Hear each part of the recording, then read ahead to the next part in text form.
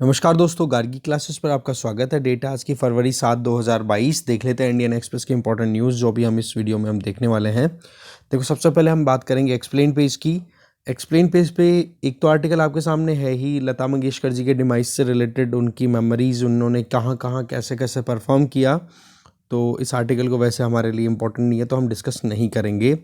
दूसरा जो article explain page पे वो आपके सामने नीचे है, the ecological cost of creating artificial snow in for winter Olympics. जो अभी चाइना की कैपिटल बीजिंग में जो विंटर ओलंपिक्स हो रहे हैं वहाँ पर स्नो जो है वो आर्टिफिशियली बनाई जा रही है। दैट मीन्स मशीन्स का यूज़ करके और फिर स्नो क्रिएट की जा रही है। तो ऐसे में उसकी वजह से बहुत पानी लगता है उसमें, ठीक है। तो इकोलॉजिकल कॉस्ट बहुत ज़्यादा है। तो उस पॉइंट ऑफ व्यू से इस आर्टिकल को बताया गया है, जानेंगे इस आर्टिकल को।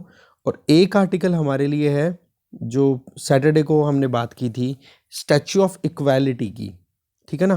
तो वो आज हम कल ही हमने शायद बात की थी, तो अभी हम डिस्कस करेंगे उस वाले आर्टिकल को।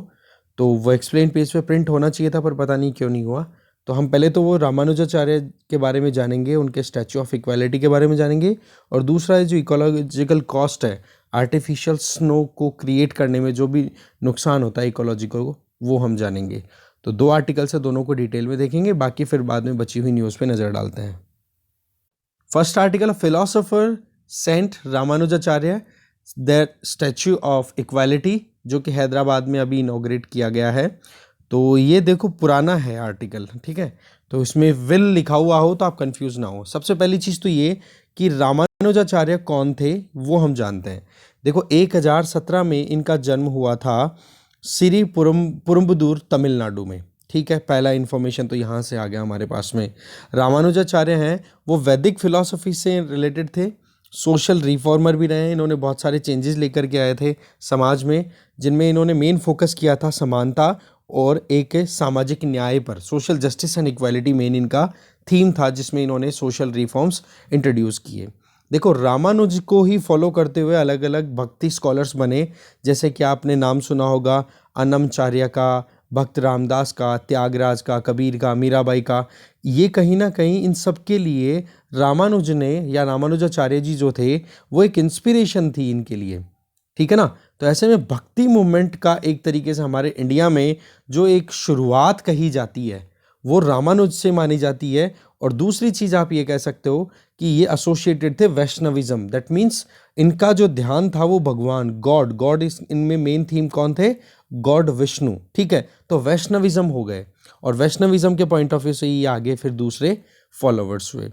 इसके आगे अगर देखें तो जब मतलब ये यंग थे तब से ही फिलॉसफीज़ में बहुत ज़्यादा इनका इंटरेस्ट था, ठीक है।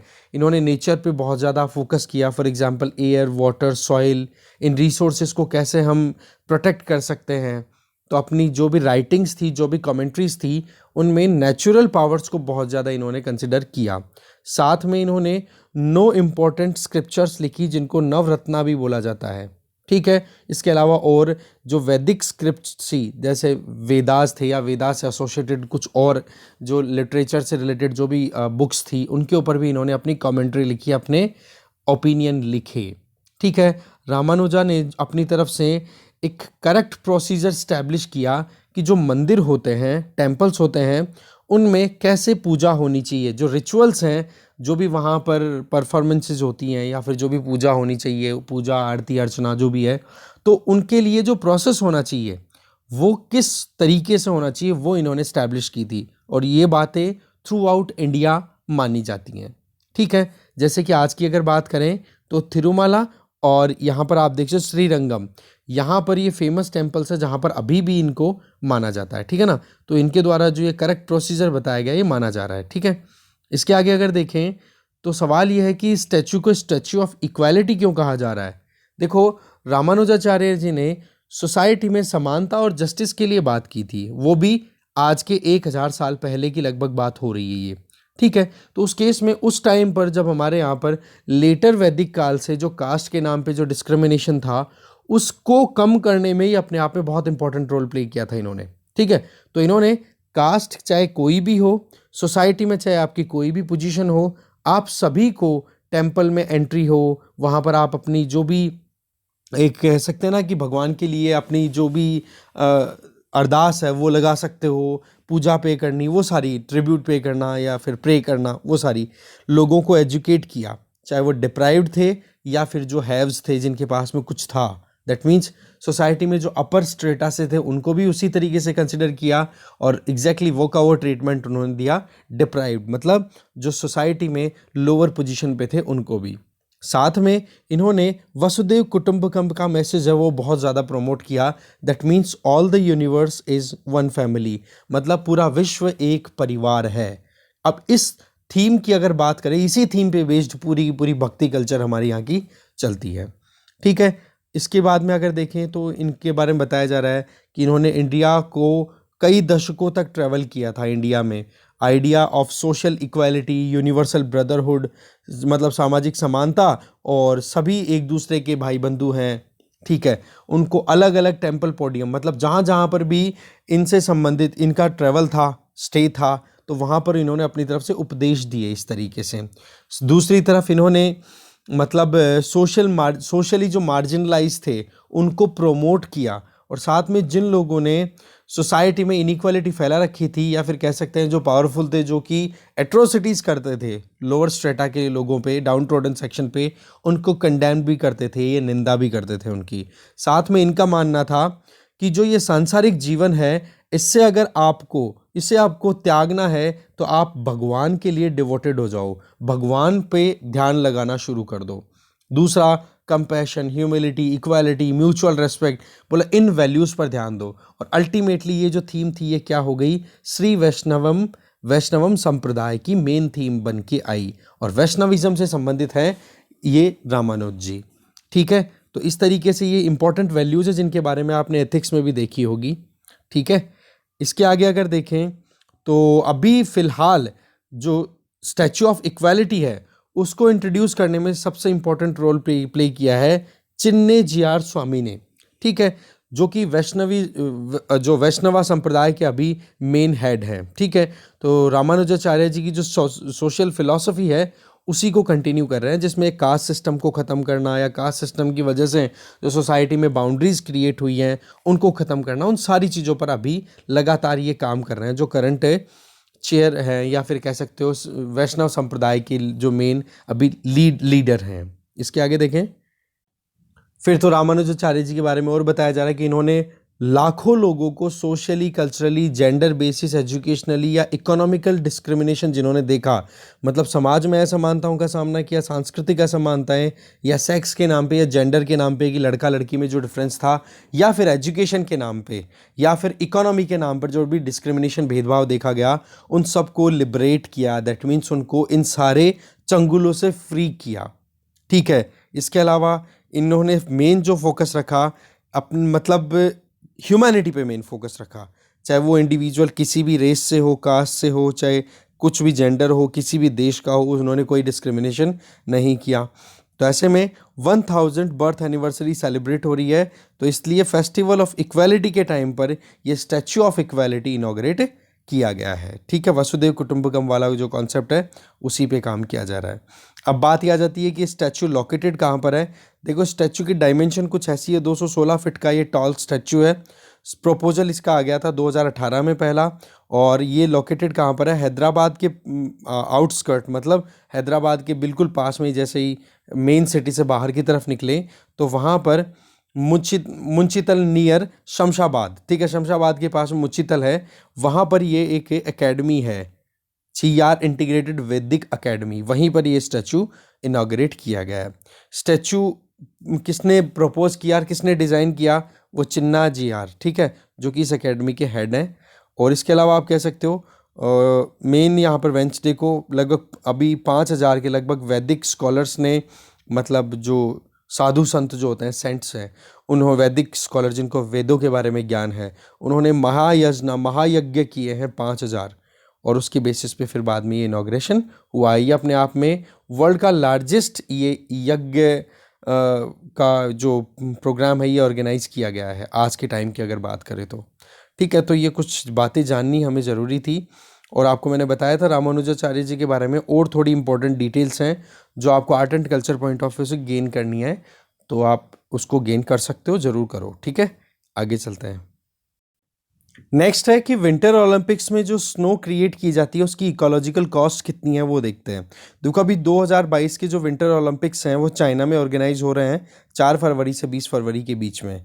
तो आपको ये चीज़ क्लियर होनी चाहिए कि अभी बहुत सारी जो मेट्रोपॉलिटन सिटीज़ या मेगा सिटीज़ है वर्ल्ड की, वहाँ पर वाटर स्कैरसिटी का सामना करना पड़ रहा है, पानी की बहुत कमी है, और उसी लाइन में बीजिंग भी पीछे नहीं है। तो ऐसे में ये जो ओलंपिक्स ऑर्गेनाइज किए जा रहे हैं, अब इनमें आपको पता है स्नो की रिक्वायरमेंट है, तो उस केस में क्योंकि विंटर ओलंपिक्स है तो स्नो पे परफॉर्म होने वाले गेम्स होंगे, तो इस केस में स्पोर्ट्स इकोलॉजी ग्रुप जो कि लॉबरो यूनिवर्सिटी है ना से बिलोंग करते हैं, और साथ में सेव आवर विंटर्स, इस तरीके से ये 2 ग्रुप्स ने स्टडी की है, और इन्होंने ये बताया कि जो आर्टिफिशियल स्नो क्रिएट की जा रही है, ठीक है ना, इसका बहुत ज़्यादा नुकसान होता है।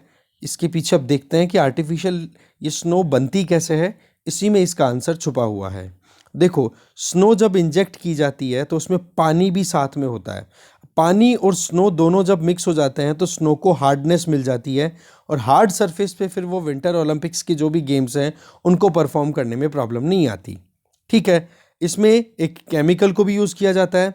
वो केमिकल क्या करता है, इस आर्टिफिशियल स्नो को बनने में कंटिन्यू बनाए रखना, ठीक है, इसको बनाए रखने के लिए काम में आती है। तो इसका मतलब पानी आ गया और केमिकल आ गया, दोनों का मिक्स कर दिया, और स्नो। ठीक है, तो इस तरीके से कैनन्स लगाई जाती है, मतलब तोपों की सिस्टम लगाई जाती है, जिसमें से बहुत ज़्यादा वॉल्यूम ऑफ वाटर जो है वो फेंका जाता है, और उसमें एनर्जी भी लगेगी, सीधी सी बात है। अब वो पानी जब फेंका जा रहा है उसके साथ साथ में स्नो को मिक्स किया जाता है। जब स्नो और वाटर दोनों मिक्स होंगे फिर वो नीचे गिरेंगे तो एक सॉलिड सब्सटेंस क्रिएट हो जाती है, और वो सॉलिड सब्सटेंस बहुत लंबे टाइम तक टिक पाती है क्योंकि उसमें एक ये केमिकल भी मिक्स किया हुआ है। तो ये एक अपने आप में सारा प्रोसेस क्या हो गया, आर्टिफिशियली क्रिएट हो गया। ठीक है, तो देखो बीजिंग गेम्स में अगर देखें तो इटालियन कंपनी की जिसका नाम है टेक्नो अल्पाइन, उसकी एक मशीन है जो कि आर्टिफिशियल स्नो बनाती है। वो नवंबर 2021 से लगातार काम कर रही है इस वेन्यू में, जिसमें क्या होता है कि इस मशीन का यूज़ करते हैं तो ये आइस पार्टिकल्स पंप आउट करती है। दैट मीन्स कैनन लगा दी और उधर से वाटर के आइस पार्टिकल्स, मतलब बर्फ़ के छोटे छोटे गोले जैसे बनते हैं ना, आपने पढ़ा हो कि जैसे रेनफॉल जो फॉर्मेशन होता है वो कैसे होता है कि ऊपर आइस पार्टिकल्स हैं वो बनते हैं, वो फिर बाद में ग्रेविटी के अंडर आके और नीचे की तरफ मूवमेंट करते हैं। ठीक है, अब वो आइस पार्टिकल्स क्रिस्टल्स हैं वो नीचे आते हैं। अगर उनका साइज इतना ज़्यादा है कि ग्रेविटी उसको, मतलब उसको ग्रेविटी अट्रैक्ट कर पा रही है, तब तो देखो वो रेनफॉल या फिर किसी भी फॉर्म में स्नोफॉल या फिर हेल स्टॉर्म के तौर पे आके गिर जाएगा। अब अगर वो आते आते नीचे जैसे जैसे आएगा, हाइट से नीचे आता है, क्लाउड में फॉर्मेशन की बात चल रही है ये, तो अगर वो नीचे आता है तो धीरे धीरे उसका टेम्परेचर राइज होगा।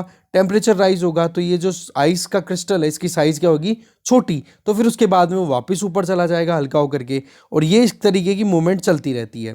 तो सेम चीज़ यहाँ पर क्या है, आइस पार्टिकल्स है ना, वो यहाँ से पंप आउट किए जाते हैं कैनन से, और दूसरी तरफ thin mist of water vapour, that means पानी के पतली पतली बूंदे भी हैं उसके साथ में, इवोपर मतलब फिक्स करके और उसको फेंका जाता है, जो कि लगभग हवा में 60 मीटर की हाइट पे जाता है। अब वो 60 मीटर की हाइट पे जाकर के आइस पार्टिकल्स प्लस वाटर दोनों मिक्स हो जाएंगे, तो उस आइस को मेल्ट होने में भी हेल्प मिलेगी जैसे जैसे वो नीचे आएगी, और साथ में पानी भी अवेलेबल है, तो वो मेल्टेड आइस और प्लस वाटर दोनों मिलकर के फिर बाद में एक तरीके का स्नो फॉर्मेशन का काम कर देते हैं, और वो स्नो फॉर्मेशन फिर बाद में ग्राउंड पे फॉल होता है, और उसी को मेन फॉर्मेशन के लिए यूज़ किया जा रहा है। तो देखा जाए तो नाम से आपको लग रहा है टेक्नो एल्पाइन काम क्या कर रही है। टेक्नो एल्पाइन का मतलब एल्प्स माउंटेन्स की बात कर रहे हैं, और एल्प्स क्या है, स्नो से कवर्ड माउंटेन्स है ये। ठीक है, तो टेक्नो एल्पाइन नाम वहीं से लिया है इस कंपनी ने, राइट। तो अब पॉइंट क्या आ रहा है कि ये जो स्नो बनाने की बात करें तो टेक्नो एल्पाइन लगभग 290 के लगभग स्नो कैनन्स यूज़ करती है। ठीक है, यूज़ किया है इस बीजिंग वाले इस पर्टिकुलर गेम की हम बात करें तो। अब सवाल आ जाता है कि क्या सभी विंटर गेम्स में इस तरीके से काम किया जाता है। तो 2014 में सोची रशिया में विंटर ओलंपिक्स हुए थे, उसमें 80% आर्टिफिशियल स्नो बनाई गई थी।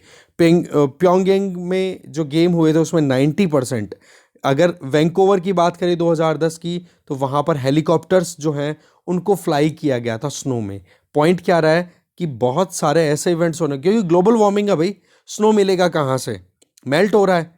और बीजिंग वाला जो रीजन है वो चाइना का नॉर्थ ईस्टर्न रीजन है, वहाँ पर पानी की वैसे कमी है, स्नो कैपिंग वहाँ पे अवेलेबल है नहीं, ड्राई कंडीशंस प्रिवेल करती है। तो अगर रेनफॉल भी अगर देखें तो बहुत कम रेनफॉल होता है, और रही सही में ड्राई कंडीशंस प्रिवेल करती हैं तो वहाँ पर इवेपोरेट हो जाता है वो पानी जो भी अवेलेबल होता है। तो इसका मतलब क्या है, पानी की बहुत कमी है बीजिंग वाले एरिया में। पर फिर भी विंटर गेम्स अगर वहाँ पर ऑर्गेनाइज कराए गए हैं तो स्नोफॉल की तो ज़रूरत है, बिना स्नो के कैसे विंटर गेम्स, ठीक है। तो इस केस में फिर वहाँ पर क्या किया गया, आर्टिफिशियल स्नो क्रिएट करनी शुरू कर दी नवंबर 2021 से, जो कि अभी तक भी हो रही है, ठीक है। तो आप देखो यहाँ पर बीजिंग वाले रीजन की बात करें तो यहाँ पर बहुत कम पानी अवेलेबल होता है, और अगर सर्दियों के टाइम पे, विंटर्स के टाइम पे अगर बर्फ़ भी जमती है ना, तो वो बहुत ही माइन्यूट, ज़्यादा मोटाई की बर्फ़ नहीं जमती। तो इसके लिए क्या हो जाता है, फिर बीजिंग के लोग किस पे डिपेंडेंट हैं, ग्राउंड वाटर पे। फिर ग्राउंड वाटर एक्सप्लॉइट किया जाता है। आज अगर चाइना के ग्लेशियर्स की बात करें ना, तो टोटल ग्लेशियर्स 82% तक जो हैं वो मेल्ट हो चुके हैं। या फिर 1950 से लेकर अभी तक की बात करें तो जितने चाइनीज ग्लेशियर हैं उसका 1/5 मतलब 20% तक मेल्ट हो चुका है। दैट मीन्स ग्लोबल वार्मिंग का असर सीधा सीधा दिख रहा है। तो इसके आप देख सकते हो कि यहाँ पर पानी की ज़रूरत कितनी ज़्यादा पड़ी होगी ये स्नो बनाने के लिए आर्टिफिशियली। तो आंसर है इसका 49 मिलियन गैलन वाटर। इसका मतलब ये हो गया कि ओलंपिक ऑर्गेनाइज करवाने के लिए जो बड़े बड़े स्टेडियम बनते हैं ना, उतनी साइज के 74 बड़े बड़े पूल्स बना दो और उनमें पानी फुल कर दो, उतना पानी यहाँ पे स्नो बनाने के लिए काम में आया। तो ये है इकोलॉजिकल कॉस्ट मेनली इस आर्टिफिशियल स्नोफॉल को क्रिएट करने में। फिर क्वेश्चन ये कि इतना सारा पानी आया कहाँ से। तो देखो चाइना में एक रिजर्वॉयर है, पानी का बड़ा डैम है, दैट इज बिहेबाओ, ठीक है, बिहेबाओ। इस बिहेबाओ डैम से या रिजर्वॉयर से पानी है ना वो डाइवर्ट किया गुइशी रिवर, ठीक है। अब गुइशी रिवर क्या होती है कि सर्दियों के टाइम पे हो जाती है सूखी, ये चाइना की छोटी रिवर है, सीजनल रिवर है ये मानो। तो यहाँ पर गुइशी रिवर में इस बोईदा बेही बेइबाओ रिजर्वॉयर से पानी इधर डाइवर्ट किया गया और उस पानी को फिर बाद में यूज़ किया गया। अब सीधी सी बात है, ये बेइबाओ क्या इस विंटर को ऑर्गेनाइज करवाने के लिए बनवाया था? ऐसा तो हो नहीं सकता। इसका मतलब बेइबाओ से कोई ड्रिंकिंग वाटर इरिगेशन फैसिलिटी कुछ अवेल कराई जा रही होगी।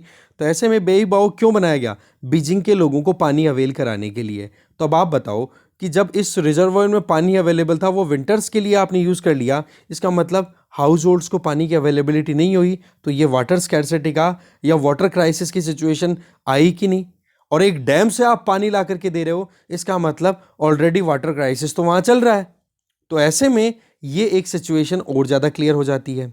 दूसरा अगर देखें तो यहाँ पर ये जो बीजिंग वाला एरिया है, इस रीजन को बोलते हैं शेंगजियाकाओ, शेंगजियोको, ठीक है। तो यहाँ पर इतना बहुत बड़ा एरिया जो है वो इरिगेशन फैसिलिटीज़ ना होने की वजह से अभी वहाँ पर एक तरीके से खेती को रोकना पड़ गया, और फार्मर्स हैं उनको अपने खेत छोड़ करके और बाद में बीजिंग वाले जो अपार्टमेंट्स हैं वहाँ पर आके रहना शुरू कर दिया। तो पॉइंट क्या है यहाँ पर कि इकोलॉजिकली देखा जाए तो वहाँ पर एग्रीकल्चरल एक्टिविटीज़ भी अच्छे से नहीं हो पाई। अगर हम पानी की सप्लाई की बात करें हाउस होल्ड्स को, वो भी प्रॉपरली नहीं हो पाई। तो एनवायरमेंटल कॉस्ट की अगर बात करें तो यहाँ से एक चीज़ क्लियर हो जाएगी कि जब बीजिंग वाले एरिया की बात करें तो यहाँ पर एवरेज रेनफॉल कितना बताया जा रहा है, प्रेसिपिटेशन, रेनफॉल तो नहीं बोल सकते, प्रेसिपिटेशन जिसमें रेनफॉल स्नोफॉल सब कुछ आ जाता है, वो 8 mm है, बिलो 8 mm। तो आप देख लो राजस्थान का ये जो डेजर्ट एरिया है ना हमारा, थार डेजर्ट, उससे भी बुरा हाल है वहाँ पर, कितना ज़्यादा ड्राई वेदर प्रिवेल करता है, और अगर थोड़ा बहुत पानी अवेलेबल भी होता है तो वो पानी इवेपोरेट भी हो जाता है, ठीक है। फिर ये कहा जाता है कि मतलब यहाँ पर पानी को बचाया कैसे जाता है, स्नो का जो मतलब जो स्नोफॉल होता है थोड़ा सीजनल, उसको कैसे बचाया जाता है, बोलो सॉइल में उस पानी को पंप करते हैं। मतलब सॉइल जैसे यहाँ पर है, स्नोफॉल यहाँ पर हो गया तो उसको सप्रेस कर दिया जाता है, मतलब एक कंप्रेस करके या पुश करके पानी मिट्टी के अंदर पुश कर दिया जाता है और फिर मिट्टी को फिक्स कर दिया जाता है, ठीक है। तो इससे क्या हो गया कि वो स्नो कुछ लंबे समय तक पानी, वो जो पानी है वो मिट्टी में रिटेन रह पाएगा। पर बात वही है कि फिर भी कितना लंबा रखोगे। अल्टीमेटली आपको, अगर आपने मिट्टी में उसको पानी को सप्रेस कर भी दिया ओलंपिक्स के लिए, तो उससे आपको फ़ायदा क्या हुआ? बोला आर्टिफिशियली हमने जो स्नो क्रिएट की थी वो मेल्ट होने में फिर बच गई। मतलब ये कि यहाँ पर जो विंटर्स के टाइम पे, अभी विंटर्स थी, इस टाइम पे जो स्नोफॉल हुआ नेचुरल, ठीक है, तो बोलो उसको हमने प्रेस करके और मिट्टी में नीचे दबा दिया, एक लेयर बना दी, एकदम हार्ड लेयर क्रिएट कर दी। फिर उस पे आर्टिफिशियल स्नो डाल दी, तो वो आर्टिफिशियल स्नो को अब ये नीचे की हार्ड जो आइस का बना हुआ लेयर है ना, वो इसको मेल्ट नहीं होने दे रहा था। तो ये बोला, ये फ़ायदा रहा, इससे लगभग हमने 35% जो वाटर रिक्वायरमेंट थी उसको बचा लिया। नहीं सॉरी, उससे हमने बहुत पानी बचा लिया। बट जो रिसर्चर्स हैं उनका ये कहना है कि अगर आप जितना भी पानी यूज़ कर रहे हो ना आर्टिफिशियल स्नो बनाने में, उसमें आप चाहे कितनी कोशिशें कर लो, 35% के लगभग पानी तो वेस्ट जाता ही है। तो आप चाहे कितनी टेक्नोलॉजी यूज़ करो, इकोलॉजिकल कॉन्सिक्वेंसेस कम नहीं है। फिर भी अपनी तरफ से कहने की बातें कही है चाइना ने कि हमने ग्राउंड वाटर इंक्रीज करने के लिए स्नो को रीयूज़ किया है, पानी पे डिपेंडेंसी रिड्यूस करने के लिए जो अवेलेबल स्नो है, जो नवंबर से हम क्रिएट कर रहे हैं, या फिर जो नेचुरली स्नोफॉल हुआ है उसी को हमने यूज़ किया है, ये चीज़ें बताई जा रही हैं। फिर पूछा जा रहा है कि ये जो विंटर ओलंपिक्स हैं, ठीक है, ये 1924 से लेकर अभी तक ऑर्गेनाइज हो रहे हैं, है ना। तो इसमें अब आने वाले टाइम पे अभी तक टोटल 20 वेन्यूज है जहाँ पर विंटर ओलंपिक्स हो चुके हैं। तो आसानी से कहाँ पर विंटर ओलंपिक्स आगे 2050 तक ऑर्गेनाइज हो पाएंगे? तो आंसर है केवल 10 जगह पे। 10 जगह तो पानी की शॉर्टेज या कुछ ना कुछ ग्लोबल वार्मिंग की वजह से फैसिलिटीज़ नहीं हो पाएगी जहाँ पर easy going winter Olympics organise किए जा सकें, ठीक है। बाकी तो देखो, मुश्किलें आर्टिफिशियल जो विंटर ओलंपिक गेम्स होंगे वो बेस्ड होंगे आर्टिफिशियल स्नो पे। तो ये इकोलॉजिकल लॉस है और ये फ्यूचर है विंटर ओलंपिक्स का, ये हमने देखा। आगे चलते हैं। फिर देखो, फ्रंट पेज पे तो कोई इंपॉर्टेंट न्यूज़ थी नहीं, हम सीधा वर्ल्ड पेज पे आ गए हैं। वर्ल्ड पेज पे अगर देखो तो यहाँ पर सबसे पहले तो जो बाइडेन के जो नेशनल सिक्योरिटी एडवाइज़र हैं जैक सुलिवन, उनका ये कहना है कि रशिया कभी भी यूक्रेन को इन्वेड कर सकता है, अटैक कर सकता है। तो इस केस में यूएसए ने भी अपनी तरफ से पूरी प्रिपरेशन कर ली है। ये देखो, यूक्रेन में रशियन जो ट्रक्स हैं, ठीक है, आर्मी ट्रक्स हैं, वो वहाँ पर डिप्लॉय भी किए जा चुके हैं। यूएस के ट्रूप, रशियन क्या, यूक्रेन में जो यूएस के ट्रूप्स हैं वो पहुँच भी चुके हैं। तो ये बात आ चुकी है। ये पोलैंड वाले एरिया में डिप्लॉयमेंट है, ये देख लो आप, ठीक है, पोलैंड वहीं पास में ही आ गया। इसके अलावा हौथी रिबेलियन वाला इशू हम जान ही चुके हैं पहले। तो अभी देखो हमारा जो कंटेक्स्ट है बचा हुआ, एक तो हम देखेंगे चाइना पाकिस्तान इकोनॉमिक कॉरिडोर को बूस्ट करने की बात की है शी जिनपिंग और इमरान खान ने। तो चाइना पाकिस्तान इकोनॉमिक कॉरिडोर की मैपिंग देखते हैं, और प्लस में हम देखते हैं ये जो यूएई वाला जो एरिया है, इसको एक बार फिर से हम रिवाइज कर लेते हैं मैपिंग पॉइंट ऑफ व्यू से, ठीक है। और बाकी इकोनॉमी पेज पे अगर नज़र डालें तो इतना कोई इंपॉर्टेंट न्यूज़ एक भी नहीं है जिसको हमें डिटेल में देखने की ज़रूरत है। बस इतना सा ही है कि रिन्यूएबल एनर्जी को इंक्रीज़ करने के लिए अब जो रूल्स हैं वो इस तरीके से लाए जाएंगे जिससे कि ज़्यादा से ज़्यादा रिन्यूएबल एनर्जी पर रिलाई किया जाए। जैसा कि ग्लासगो में हमने अनाउंस किया कि 2030 आते आते 2030 तक हमारा टारगेट है 500 गीगावाट इलेक्ट्रिसिटी प्रोड्यूस करना रिन्यूएबल एनर्जी बेस्ड। आज के टाइम पे अगर देखें ना तो पर यूनिट लगभग ₹2.5 के लगभग कॉस्टिंग आ रही है हमारे यहाँ पर। तो रिन्यूएबल एनर्जी सस्ती पड़ रही है as compare to conventional energy. Conventional में आप जानते हो हम यूज़ करते हैं थर्मल पावर एनर्जी, ठीक है ना, तो उसके कंपैरिजन में ये सस्ता पड़ रहा है।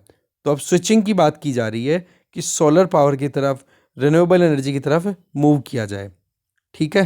तो ये जो ₹2.5 मैंने बताया ये सोलर पावर का है। आ जाओ जी इधर, एशियन डेवलपमेंट बैंक के बारे में आपको पढ़ना है। अभी 2021 की अगर बात करें तो इंडिया को लगभग $4.6 बिलियन की असिस्टेंस दी गई है एशियन डेवलपमेंट बैंक के द्वारा, जिसमें $1.8 बिलियन की तो जो प्रोवाइड किया गया है, ठीक है ना, वो तो केवल और केवल कोविड के लिए दिया गया है, ठीक है। तो एशियन डेवलपमेंट बैंक के बारे में आप ज़रूर देखोगे, इंडिया के कितने शेयर्स है, सबसे ज़्यादा स्टेक्स किस किस कंट्री के हैं, वो सारी चीज़ें आप देखोगे, ठीक है। अब मैपिंग वाला पोर्शन है वो हम देखते हैं। तो यहाँ पर आप देख सकते हो चाइना का जो सिंजियान प्रोविंस रीजन है, जो कि ऑटोनोमस रीजन है, जहाँ पर उइगर मुस्लिम्स का जो इशू चलता रहता है, वो वहाँ पर काशगर काशगर से होता हुआ फिर ये काराकोरम हाईवे का पोर्शन थोड़ा सा कवर करते हुए और ये पीओके से होता हुआ निकलता है, ठीक है ना। अब पीओके हमारा इंटीग्रल पार्ट है। अब उस केस में क्या है कि पाकिस्तान और चाइना की इस प्रोजेक्ट का ये जो ब्रांच है, ठीक है ना, वो इंडिया की टेरिटरी से गुजरे और इंडिया को कॉन्फिडेंस में लिया नहीं चाइना ने, और इस चीज़ को लेकर ही हमने बेल्ट एंड रोड इनिशिएटिव, जो मेन जो पेरेंट प्रोग्राम है ना, जिसके अंडर में चाइना पाकिस्तान इकोनॉमिक कॉरिडोर बनाया गया है, उस प्रोग्राम को हमने किया है रिजेक्ट कि भाई हमारी तरफ से तो कोई अप्रूवल है नहीं, हम इसको ज्वाइन करेंगे नहीं, क्योंकि हमारी टेरिटोरियल सॉवरेनिटी को आपने नहीं माना। अब आपको पता ही है कि पाकिस्तान ऑक्यूपाइड कश्मीर का ही पार्ट है गिलगिट बाल्टिस्तान, और उसी के थ्रू ये जो चाइना पाकिस्तान इकोनॉमिक कॉरिडोर वो पास हो रहा है। फिर उसके आगे आप देख सकते हो एबटाबाद, फिर इस्लामाबाद, फिर इधर से लाहौर होते हुए इसमें रेलवे लाइन, हाईवे, इनका कनेक्शन देते हुए फिर ये अल्टीमेटली यहाँ पर टर्मिनेट हो रहा है, एंड है यहाँ पर ग्वादर पोर्ट, जो कि आप देख सकते हो इधर से कराची पोर्ट के पास में लोकेटेड है, ठीक है। तो ये है, और ये वाली जो प्रोविंस है, जो वेस्ट आप कह सकते हो साउथ वेस्ट प्रोविंस पाकिस्तान की, इसको बोलते हैं बलूचिस्तान, ठीक है।